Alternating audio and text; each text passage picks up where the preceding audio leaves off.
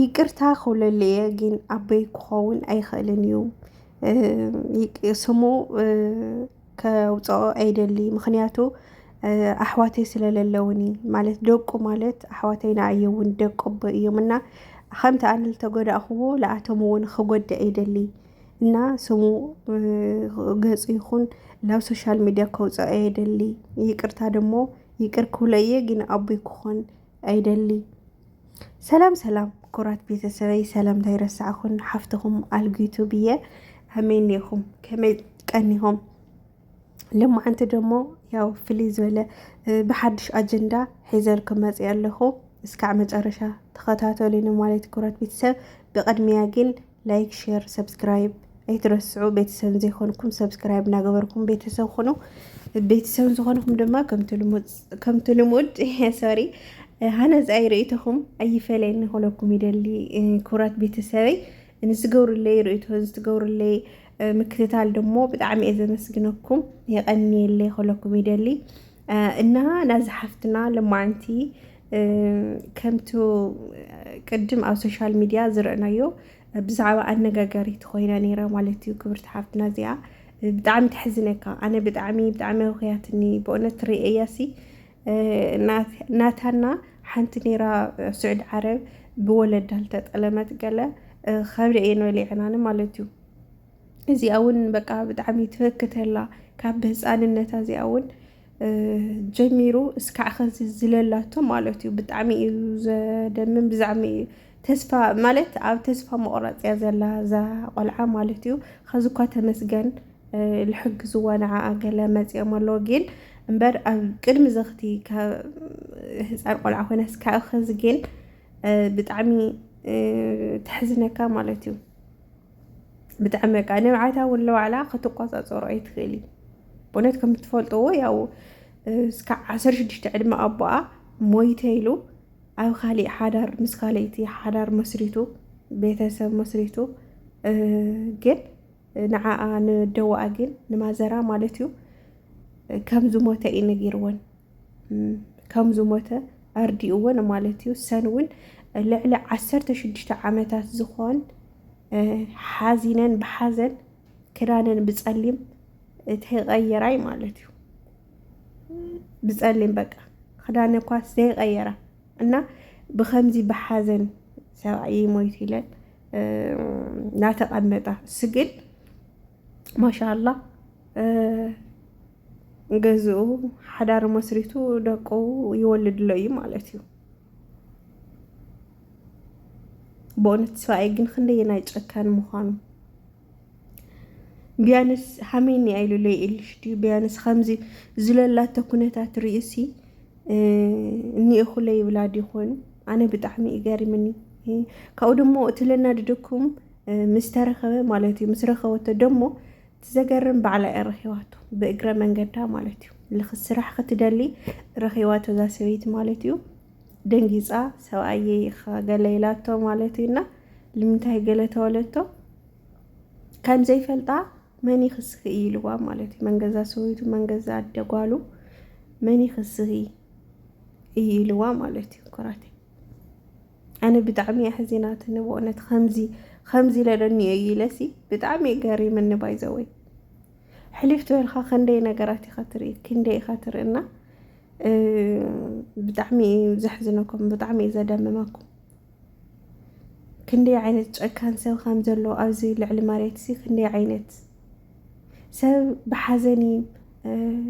ብሽግሪ ከምዚ ኢላ ላተንከራተተት ላረአየሲ ከመይ ገይሩ እዩ እሱ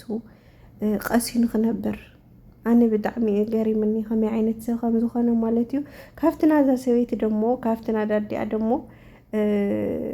ናዛ ቆልዓ ናያ እውን ማለት እዩ እሳ እውን በቃ ከምኡ ኮይና ብጣዕሚ ትሕዝነካ ሳለ እትናገር ተላ ትህክተላ ተወጉዖ ተላ ማለት እዩ ኣዳ በይዘወይ ኣብ ገዳምያ መኒና በቃ ብድሕሪ ምስ ሰምዐት እኒኦ ምስ ረአየቶ ማለት እዩ በቃ ዓለም ቀቢፃ ካብ ዝነበረቶ ካብ እንትን ጌራቶ ነበረት መኒና ማለት እዩ ዘመንን እውን እዩ ብጣዕሚ ዝገርመኩም ኣነ ብጣዕሚ ገሪምንና ዝሮ በእውነት ኣነ اندعي نزقل عون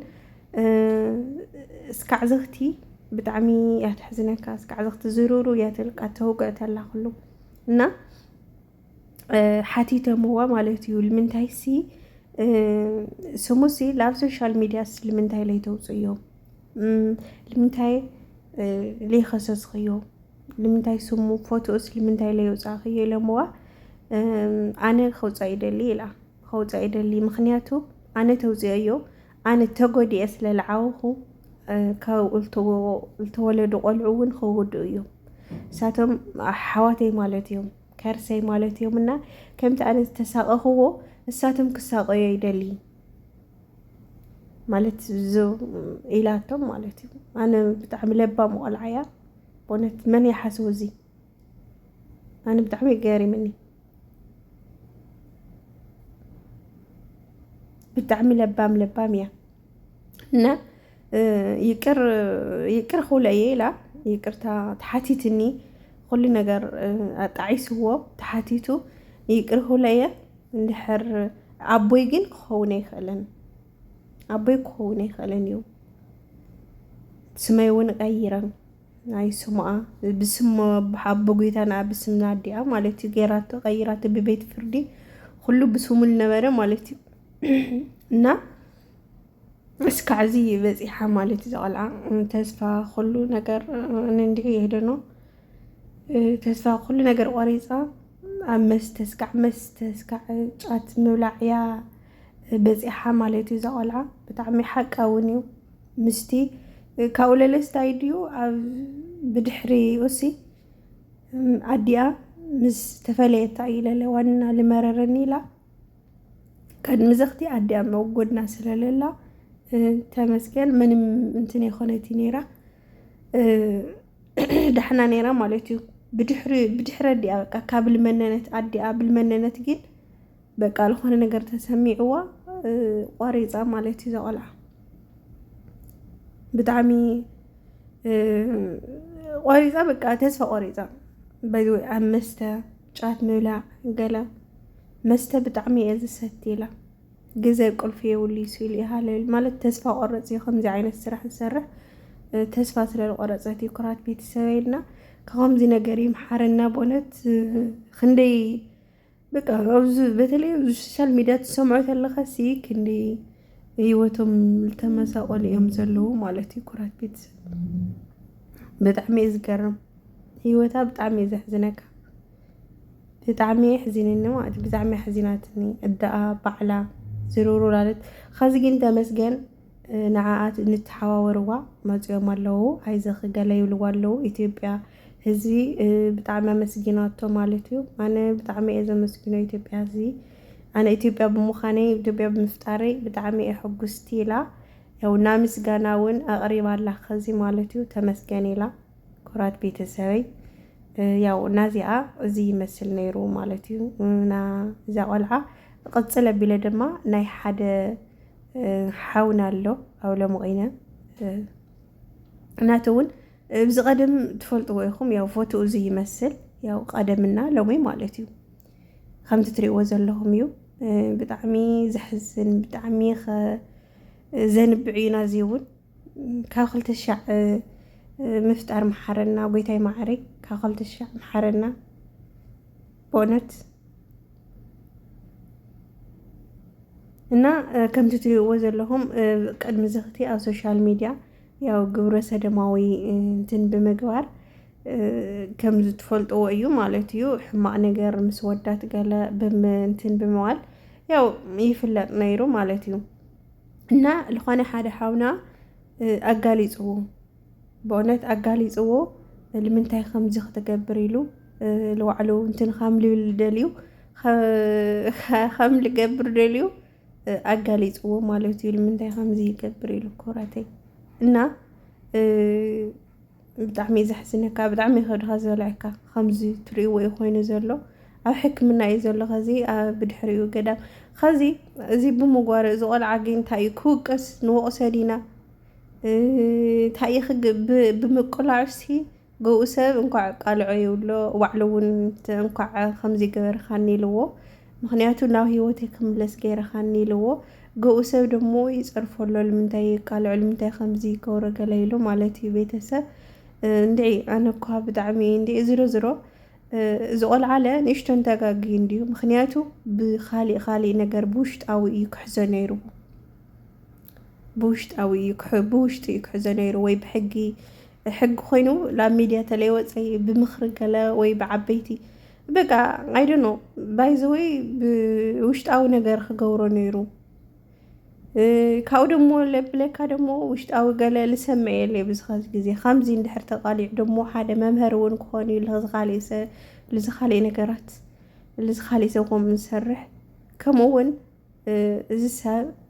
ላብ ሂወቱ ልክምለስ ማለት እዩ ተመስገን ተመሊሱ እውን ገዳም ኮይዱ ጥዕኑ እኳ ሕፅር የለዎ እግዚኣብሔር ኣምላክ ይምሓሮ ካዚ ኩነታት እዚ በእውነት ይምሓሮ ማለት እዩ ኩራት ቤተሰብ ብጣዕሚ ኣብ ሓያል ስቃይ እዩ ዘሎ እና እግዚኣብሔር ምሕረት የውርደሉ ላው ልነበሮ ልክምለስ ምስ ወላዲቱ ምስ ኣሕዋቱ ከም ናይ ቀደሙ ክኾን ይገብሮ ማለት እዩ እግዚኣብሔር በእውነት እንበይ ብጣዕሚ ከብድኻ ዝበልዕ ባይዘወይ ካብ 2000 ፍጥረት መሓረና ኣምላክ ኣቦይ ካብ ልፈታትን ሰይጣን ይመሓረና በእውነት ብጣዕሚ ዝሕዝን እና ኩራት ቤተሰበይ ናይ ሎማዓን ቪድዮ እዚ ይመስል ነይሩ ብካሊእ ቪድዮ ብካሊእ ንኣኻቶም ጠቐምትና መሃርቲ ዝኾኑ ቪድዮታት ወይ ከዓ ከምዚ ነገራት ፍትፍት ተቢለ ልከምፀልኩም ሓድሽቲ ኣጀንዳታት ሒዘልኩም ክመፅየ ማለት እዩና ሰናይ ፃንሒት ይኹነልኩም ዳሕና ኮኑ ማለት እዩ ግን ብላይክ ሰብስክራይብ ብምግባር እተው ኩራት ቤተሰበይ እና ሰናይ ንዓኹም